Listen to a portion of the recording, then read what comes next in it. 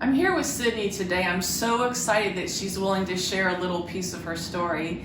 I am seeing more and more people these days that are telling me, I have been sick since I was a kid, since I was born, since I was 2, since I was 5, since I was 6, and it's really hard if you have been sick for most or all of your life to have any concept that you can get well, that to have any hope at all. And I have a world of compassion for people like that because they really don't have any frame of reference for what wellness even is. And so I wanted Sydney to have a chance to share her story because I wanted those of you who have felt this way to have some hope. So. Yeah. Well, thank you. I'm excited that I get the chance to share not just my journey, but all of the wonderful things that have come out of my time with you and the really great strides I've seen over the last couple of years since I really buckled down and paid more attention to doing the holistic route. So I don't know exactly when I got Lyme disease. It's kind of fuzzy. My mother was sick growing up. I remember that. She was since diagnosed with Lyme disease, but I know that by the age of 10, I was really sick. And I would kind of complain about these symptoms, and Mom told me later on, when I was older, she kind of dismissed them. She thought I was just a hypochondriac. She's like, there's no way that my little girl could possibly have what I'm going through. But the main thing I remember from being little is that I didn't like going outside because if it was hot or humid, I was running around, my joints would start to hurt. I kind of was just always in pain. My stomach would mess up. There were certain foods that definitely made it better or worse. I always felt like I had low energy. And as I got older through high school, I started having really bad headaches that eventually turned into migraines.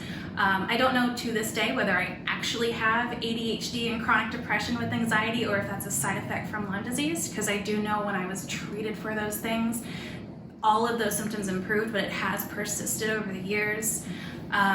You mean when you were treated with antibiotics when you were a kid? So when I was treated with antibiotics, it was actually in college that I was treated, 2007. I went to college, and then by sophomore year, I got to the point where I could not function. I was definitely an invalid.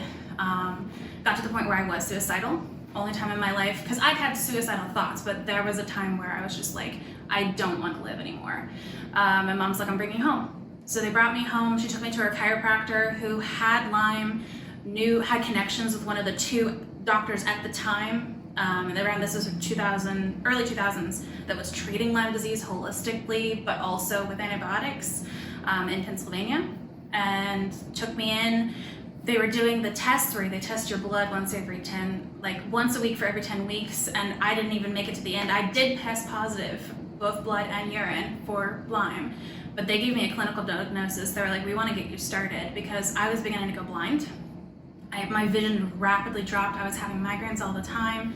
I spent 2 to 3 hours every single morning with morning sickness type symptoms. I was laying in the bathroom floor thinking I was going to throw up. Horrible muscle cramps, fatigue, and the biggest thing for me were the GI and mental symptoms. Gastrointestinally, again, really bad cramps, constantly alternating between diarrhea and constipation. And then mentally, I just got to the point where, in addition to the depression, the anxiety, the headaches, the migraines, I couldn't think. I felt like all my words were stuck behind a glass wall, and I knew what I wanted to say. I just couldn't reach through and get the words out. So I stopped engaging with people, stopped having conversations. I am a voracious reader. I've always loved reading. I stopped reading because I would read the same paragraph over and over, and I couldn't comprehend it. Yeah, that's tough. So we started working together when you were closer to your late 20s. Yes, so ish. I'm 34 now, so okay. I think we've been working together for almost 3 years. And okay. So I've been doing holistic things for a while, but when I was diagnosed with Lyme, we did do the antibiotics. You always get much worse, and then you feel a little bit better. And then I tested again, positive. We did another round of different antibiotics. I felt much worse the second round. Tested again a third time. I never tested positive again a fourth time, but the Lyme doctor always used to say that being treated for Lyme wasn't the beginning of the end, it was the end of the beginning, because your body needed to heal from the damage from the Lyme, and then your body needed time to heal from the damage from the antibiotics, which usually takes 5+ years, and with doing 3 rounds of heavy-duty antibiotics, it definitely took longer for me. And by the time I was feeling better from the effects of the antibiotics, some of my Lyme symptoms started coming back, and I realized I cannot do the antibiotics again. What else can I do? And Mom had been doing research because she'd gone through it. My brother also tested positive, did a round of antibiotics. So she really did a deep dive, found people like Teresa, and we changed diet. We added in supplements.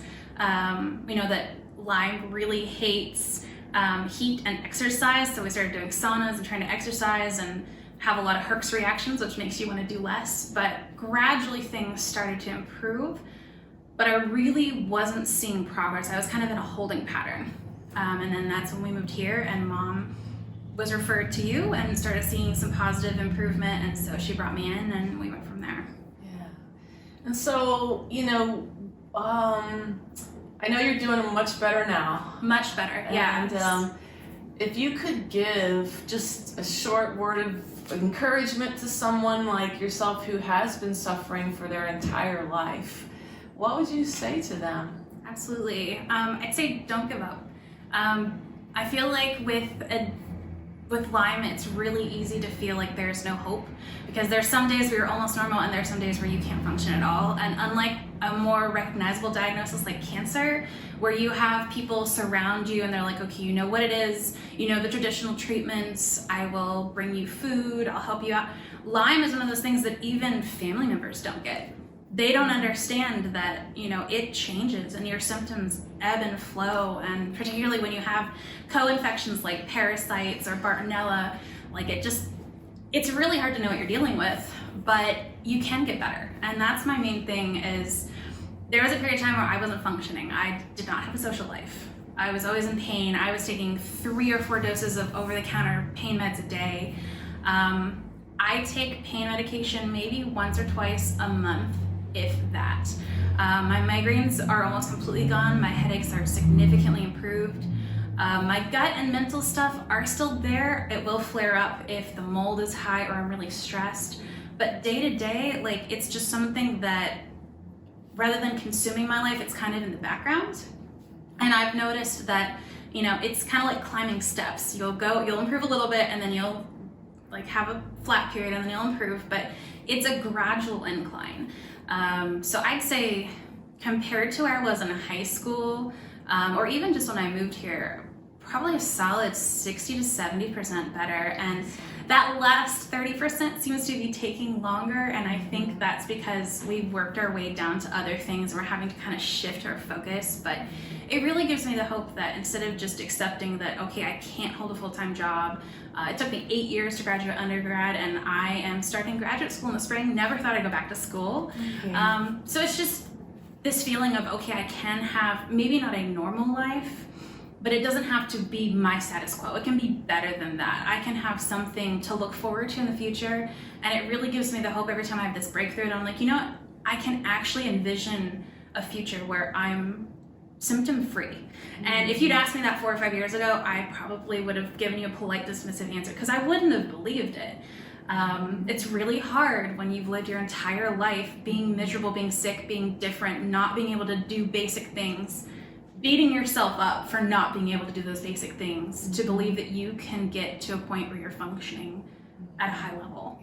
And I think I can get there. It's going to take a little while. It is a lot of hard work, but the hard work is worth it, and it definitely pays off. Your story moves me a great deal, and like I said, I'm seeing more and more people like you, teenagers, young adults, but the good news is they are getting their lives back, and they are doing it completely naturally. So there's so much hope. Thank you so much for sharing your story. I'm glad I was able to.